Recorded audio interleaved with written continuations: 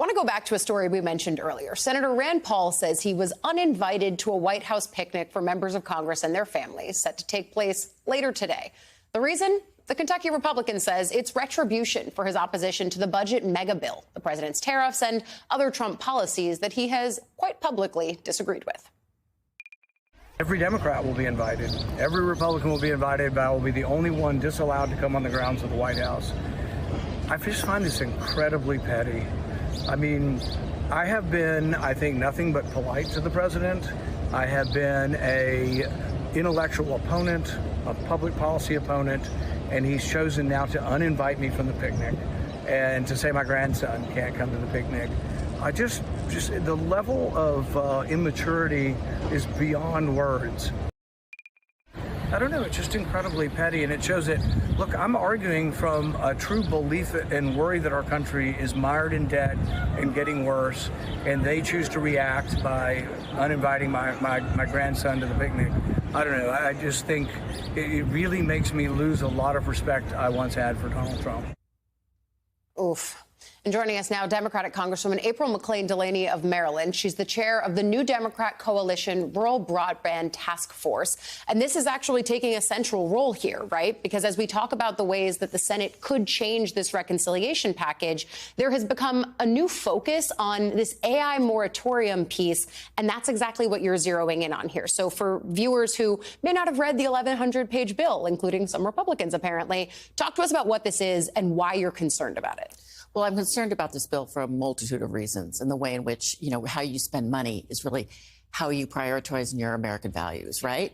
But most importantly, in addition to all the senseless cuts across the board, which impact the 6th District of Maryland, where I am, I've spent a lifetime as a child online advocate and worked in the administration, in the Biden administration at NTIA, ruling out broadband, closing the digital divide.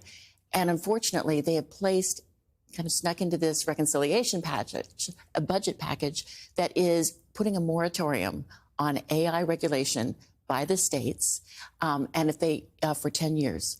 And if they decide to regulate, they don't get BEAD funding, which is the bipartisan infrastructure broadband funding needed by the states to close the digital divide. Yeah. And that broadband funding is like a utility.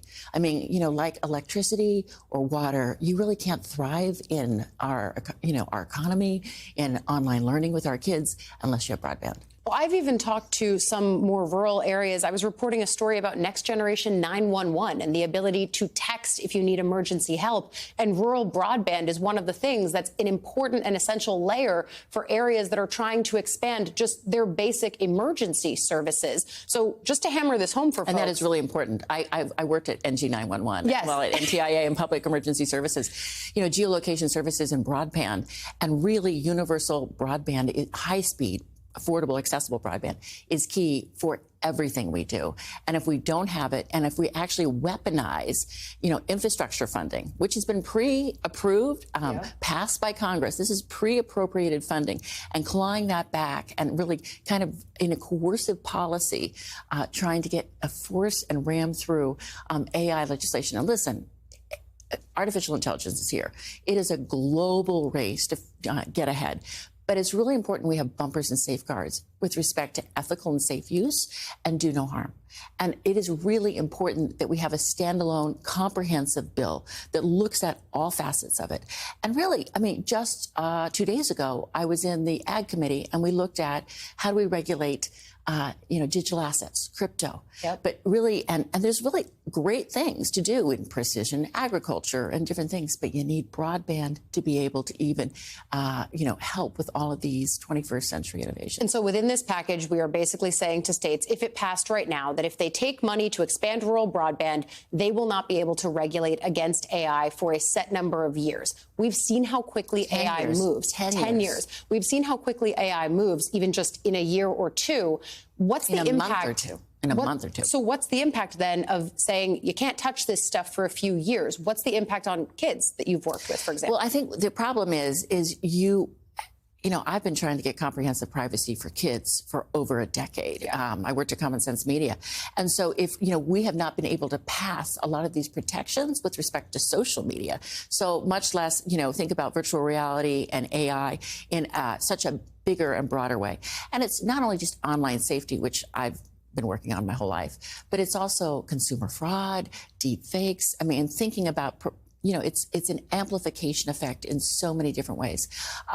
And really, there's also a lot of surveillance issues that I worry about, in addition to the ability to kind of, kind of how we are, the algorithms are used really to guide us. Yeah, I do think it's really important. Congress had an opportunity here with the rise of AI to get in on the ground floor with regulations, and we're watching them now potentially push that opportunity away. Democratic Congresswoman April McClain Delaney of Maryland, it's a really important issue. I'd love to have you back to talk more about it.